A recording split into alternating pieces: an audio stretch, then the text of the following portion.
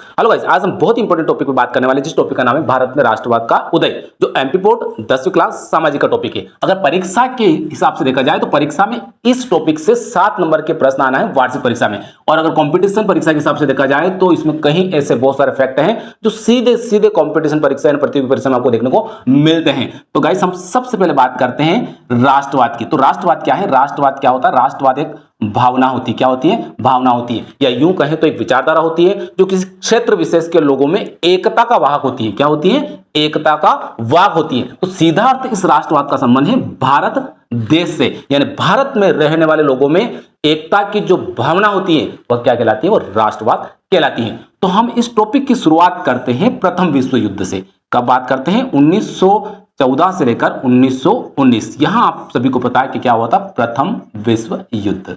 प्रथम विश्व युद्ध। इस प्रथम विश्व युद्ध में जो देश शामिल थे उसमें एक देश शामिल था ब्रिटेन। और आप सभी को पता है कि 1947 से पहले भारत किसके अधीन था?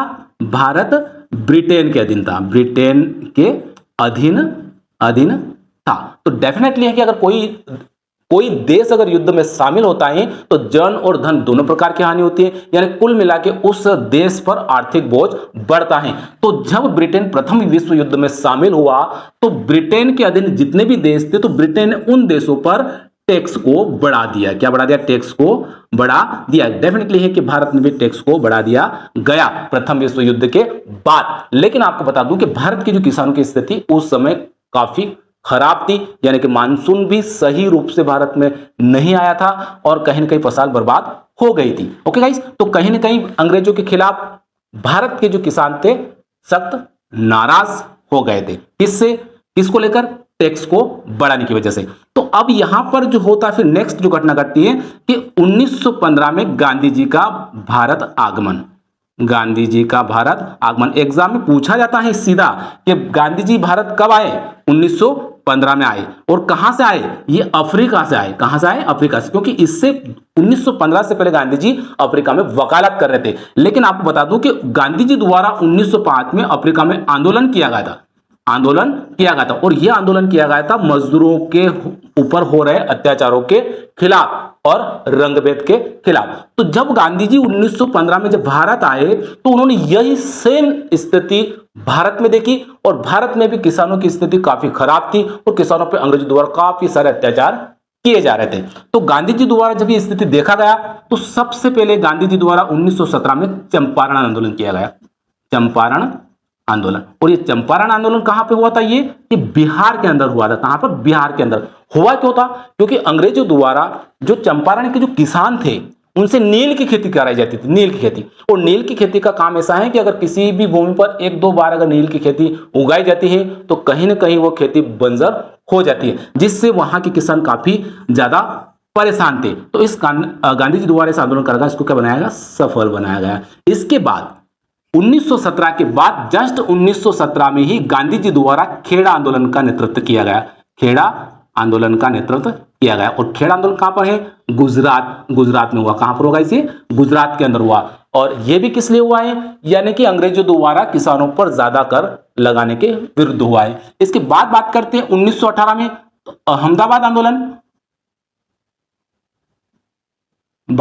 आंदोलन और आंदोलन ये किस लिए हुआ था? ये मजदूरों के विरुद्ध, मजदूरों के लिए, है ना, मजदूरों के हितों के लिए। मैं लिख दूं यहां पे हितों के लिए। कुल मिला के वहां पर जो अहमदाबाद जो मिल मालिक थे, मिल मालिक कहीं ना कहीं मजदूरों का शोषण कर रहे थे। उनको उचित मजदूरी का भुगतान नहीं हो रहा था और मजदूरों का यहां पर 35% यहां पर वेतन वृद्धि की मांग की जा रही थी, जिसमें कि गांधी जी द्वारा यहां पर आंदोलन किया गया। कुल मिलाकर सत्याग्रह द्वारा यहां पर प्रदर्शन किया गया। इसके बाद अगर बात करते हैं तो ये यहां पर देखिए, जब गांधी जी का 1915 में यहां पर भारत में आगमन होता है, 1917 में चंपारण आंदोलन होता है, 17 में खेड़ा आंदोलन, 18 में मजदूर मिल आंदोलन होता है। तो इस सारी गतिविधि को देखते हुए अंग्रेजों ने एक यहां पर, जब भारत अंग्रेजों के अधीन था तो उन्होंने यहां पर रोलेक्ट एक्ट पास किया।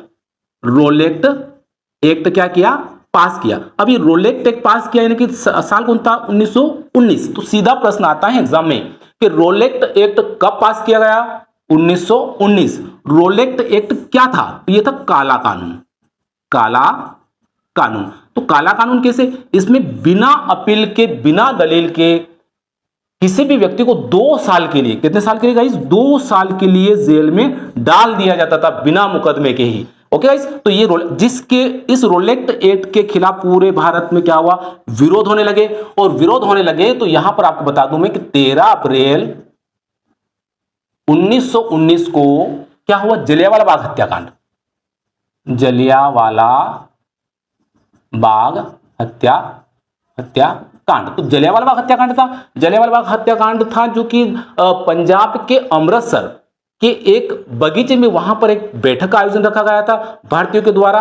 और कहीं ना कहीं वहां पर पंजाब अमृतसर में उस समय वैसाखी का मेला भी लगा था। और डेफिनेटली है कि यहां पर जब ये रोलेक्ट एक्ट कानून लाया गया तो भारत में बहुत जगह प्रदर्शन हो रहे थे। तो अंग्रेज सरकार द्वारा यहां पर मार्शल लॉ भी लगा दिया गया था। मार्शल लॉ लगा दिया गया था। तो जब यहां बहुत सारे लोगों को इस बात का नॉलेज नहीं था, वैसाखी का मेला चल रहा था और बैठक का आयोजन रखा गया 13 अप्रैल 1919 को जलियांवाला बाग में। तो यहां पर जो जनरल डायर था, जनरल डायर, उसने बिना कुछ सूचना दिए लोगों पर अंधाधुंध गोलियां चलाई और कहीं ना कहीं बहुत सारे सैकड़ों लोग ने अपनी जानें गंवा दी। तो ये यहां जलियांवाला बाग हत्याकांड जो 13 अप्रैल 1919 कहां पे हुआ था?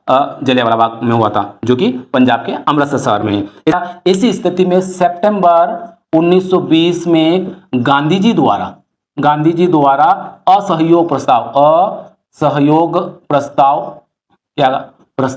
लाया गया। क्या गया? लाया गया, जो दिसंबर 1920 में क्या हुआ? पास हुआ। और जनवरी 1921 में क्या हुआ? लागू हुआ। यानी कुल मिला के जनवरी 1921 में भारत में असहयोग आंदोलन की शुरुआत हुई। असहयोग आंदोलन क्या था? असहयोग आंदोलन का सीधा अर्थ है कि हम अंग्रेजों को किसी भी प्रकार का सहयोग अब नहीं करेंगे, किसी भी स्थिति में उनका सहयोग नहीं करेंगे, जिससे कि अंग्रेज जो हमारे जो बहुत सारी जो मांगे हैं उन मांगों को मानने लगे। ठीक है गाइस, लेकिन आपको बता दूं कि जब ये असहयोग आंदोलन चल रहा था, लेकिन ये असहयोग आंदोलन तब उग्र हो गया जबकि फरवरी 1922 में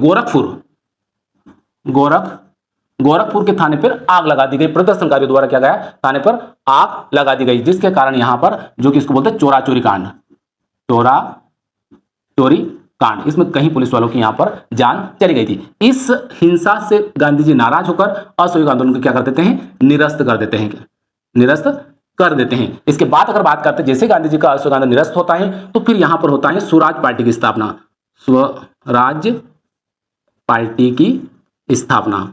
तो स्वराज पार्टी की स्थापना जो होती है वह 1923 में होती है। किसके द्वारा? मोतीलाल नेहरू व चित्तरंजन दास के द्वारा। इसके ओके, तो इसके बाद स्वराज पार्टी की स्थापना 1923 में होती है मोतीलाल नेहरू और चित्तरंजन दास द्वारा। इसके बाद अगर बात करें तो जब ये सारी चीज यहां पर चल रही थी तो जब अंग्रेजों द्वारा यानी कि ब्रिटेन के द्वारा 1927 में साइमन कमीशन भारत भेजा गया। साइमन कमीशन क्या हुआ? भारत आया। तो साइमन कमीशन भारत आया ने साइमन कमीशन इसका नाम इसलिए है क्योंकि इसके जो अध्यक्ष थे, इसके अध्यक्ष जो थे वह सर जॉन साइमन थे। इस वजह से इसका नाम क्या रखा था? साइमन कमीशन रखा गया था। और इस साइमन कमीशन का काम क्या था कि भारत में जो संवैधानिक गतिविधियां हैं उसको जांच करना, कहीं ना कहीं उसमें सुधार करना। लेकिन इस साइमन कमीशन का कोई भी सदस्य भारतीय नहीं था, इसलिए साइमन कमीशन गो बैक के क्या लगे? नारे लगे। लेकिन आपको मैं बता दूं कि यहां बहुत इंपॉर्टेंट घटना घटित हुई। साइमन कमीशन का विरोध प्रदर्शन में किसमें? विरोध प्रदर्शन में लाला लाजपत राय जो थे उनकी लाठी चार्ज हुआ था और लाठी चार्ज के बाद इनकी क्या हो गई थी? यहां पर मृत्यु हो गई थी गाइस। ओके गाइस, तो इसके बाद विरोध भारत में बढ़ता ही गया और जब विरोध बढ़ता गया तो फिर गांधी जी ने 12 मार्च 1930 को फिर यहां पर सविनय अवज्ञा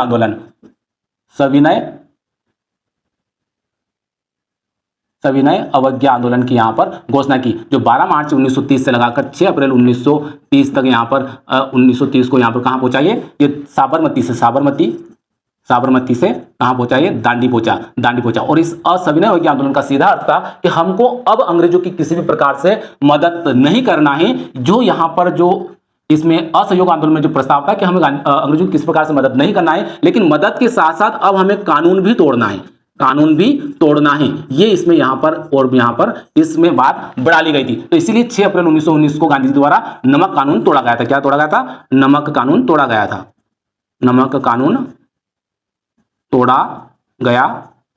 गया था गाइस। ओके गाइस, तो इसके बाद अगर बात करते हैं फिर यहाँ पर, तो 1930 में गांधी अधीन समझौता हुआ, 1932 में पूना पैक्ट, 1932 में पूना पैक्ट हुआ जो गांधी जी और बी आर अम्बेडकर के बीच में हुआ। इसके बाद बात करें तो फिर 6 मई 1939 में फॉरवर्ड ब्लॉक की स्थापना हुई जो सुभाष चंद्र बोस के द्वारा हुई। इसके बाद 8 अगस्त 1942 में भारत छोड़ो आंदोलन की शुरुआत हुई। जो भारत छोड़ो आंदोलन जो हुआ है बंबई से शुरू हुआ था 8 अगस्त 1942 को, और आखिरकार हमें 15 अगस्त 1947 को क्या हुआ था, आज़ादी मिल गई थी। तो कुल मिला के यहाँ पर यह बात आपको क्लियर होगी कि जैसे जैसे यहाँ पर अंग्रेजों द्वारा ज़्यादा भारतीयों पर ज़्यादा कानून थोपे गए, ज्यादा टैक्स थोपे गए, तो कहीं ना कहीं भारतीयों का विरोध बढ़ता गया और पूरा देश धीरे धीरे एक होता गया, यानी एक विचारधारा बनता गया। वही विचारधारा क्या कहलाती है, राष्ट्रवाद कहलाती है। उसी राष्ट्रवाद विचारधारा के बलबूते भारत 15 अगस्त 1947 को क्या हुआ था गाइस,